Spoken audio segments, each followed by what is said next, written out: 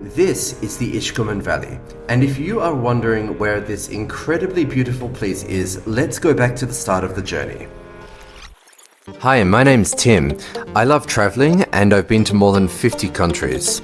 But there's something about Pakistan that keeps bringing me back. Join me along this ride for the Pakistan Traveler series, where I share my favorite places, food and culture from the country that I love the most.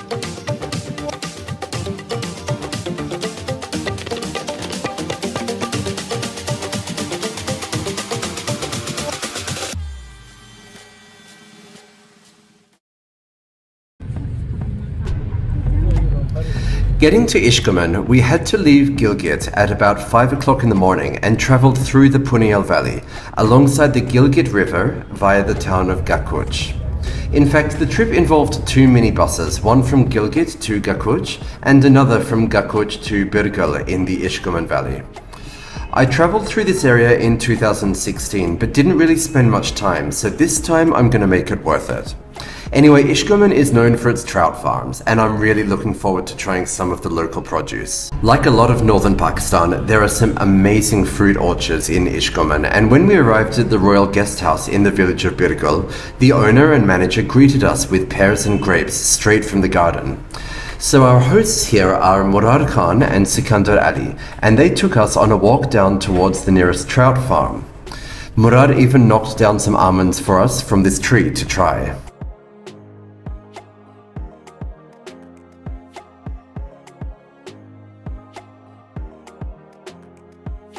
This area that we're overlooking now, it's just to the south of Chaturkhand, and this is sort of the main trout farming area for the Ishkomen Valley.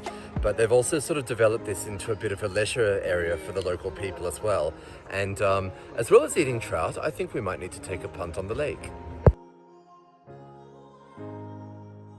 So I was told that the thing that you do when you're here is that you dip your feet into the pond to let the fish give you a trout massage, which is basically the trout eat the dead skin off your feet. Should I do it?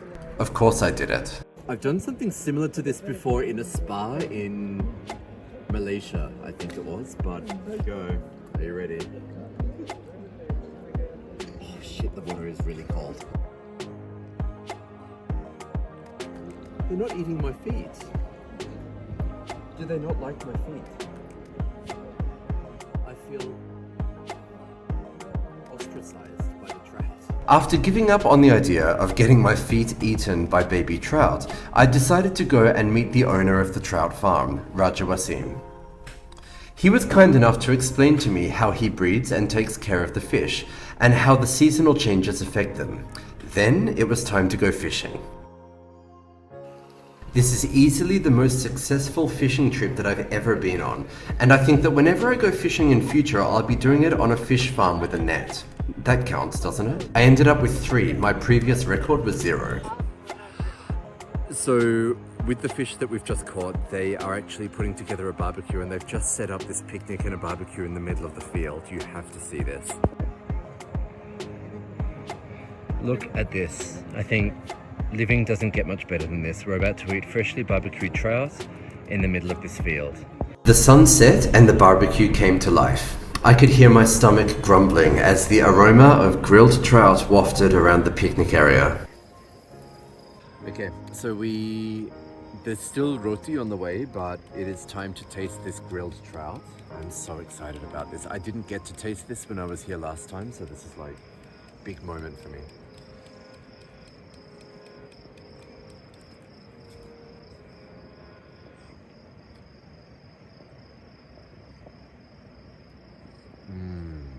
The fish itself has so much flavor. It's got a flavor of its own. And it's so fresh as well. I mean, obviously, I caught it, didn't I? I'm so glad we got the barbecued one to start with. This is really something special. And honestly, I mean, I have to thank Mr. Murad, Mr. Sikandar, Mr. Wasim, everyone here for, putting this on. This is just like, this is heaven.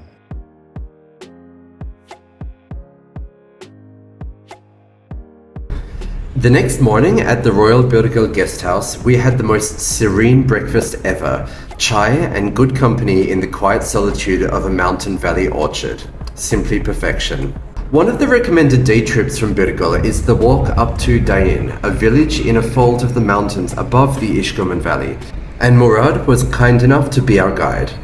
So here in the Ishkomen Valley, we're being very, very kindly taken around by our friend and the guest house owner, Mr. Murad Khan. Basically, one thing that we were told yesterday is that the Ishkomen Valley is actually like first of all, the center between the Karakoram range and the Hindu Kush range.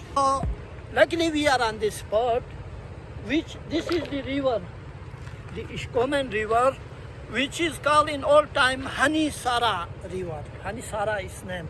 And on the right side you can see those mountain ranges, that's Hindu Kush mountain ranges, and on the left side you see all these, this is the Karakoram mountain ranges.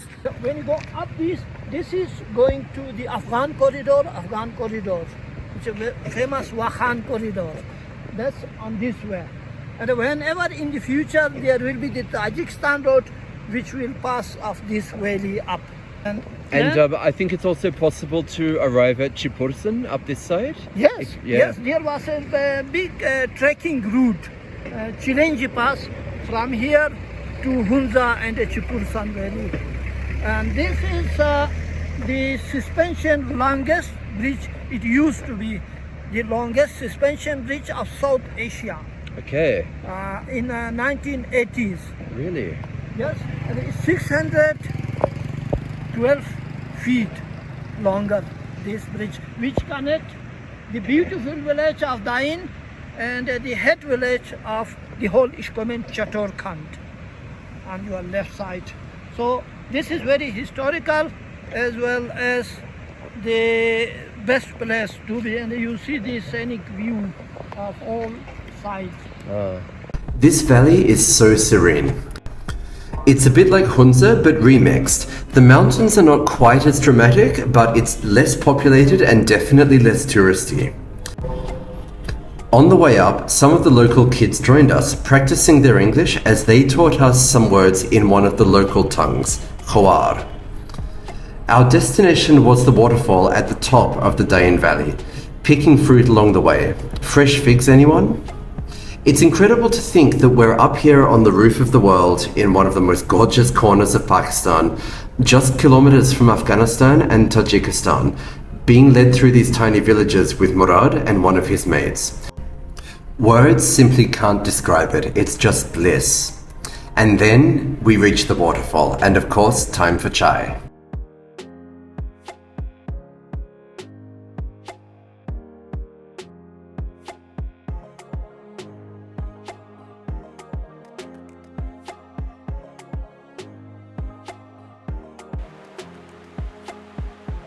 The next morning we went back to Raja Wasim's farm to spend the whole day just wandering and picking fruit and walnuts straight from the tree. Then a dip in the lake. This valley just keeps getting better and better. Swimming in a lake in the middle of paradise? Only in Pakistan. Finally, on the last night in the Ishkomen Valley, we were treated to a delicious dinner of local specialties cooked up by Sikandar himself. Did I mention that he's a trained and experienced chef? He decided to return to Ishkomen after working in the big city to give a 5-star spin on Ishkomen's local cuisine, and let me tell you, it works. As night fell, we moved outside to a bonfire. The air got cooler and we all drew closer to wrap up our time in the magical Ishkomen Valley. So when I first came to Ishkomen, I don't know why, I had it in my mind that this valley was going to be all about the trout fishing and all of this kind of thing, but honestly, I have to say that after my time here and staying at the Royal Guest House and meeting everyone here, Wasim, Sikandar and Murad, this valley is not just about trout fishing, this valley is about hospitality. It honestly is just like, I haven't experienced hospitality to this level for a very long time, if ever. in Pakistan, in the world, and that's saying something. I cannot recommend this place highly enough. If you are wanting to come here and just sort of really unwind, be looked after, and be made to feel like you're at home, do make sure that you come over here, because, like, honestly, this experience speaks for itself. I want to say thank you so much to Wasim and to Sikandar and to Murad for your amazing hospitality and the time that I've had here.